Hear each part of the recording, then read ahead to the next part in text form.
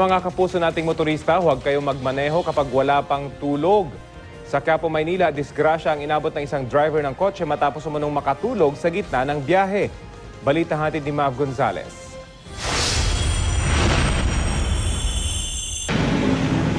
Wasak ang gilid ng kotseng ito matapos bumangga sa Quezon Bridge sa Quiapo, Maynila alas 2 ng madaling araw. Nakatulog daw ang driver ng kotse na si Mark Yang. Agad namang sumaklolo ang mga nakamotorsiklong ito.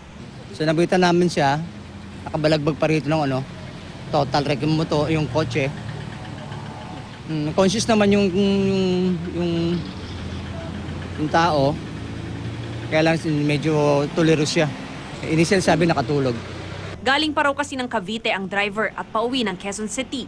Basa at madulas din ang daan matapos ang malakas na ulan kagabi. Sa lakas ng pagkakabangga sa poste ng tulay, UP ang gilid ng kotse at nabasag ang headlight. Pero maswerteng galos lang ang tinamunan driver.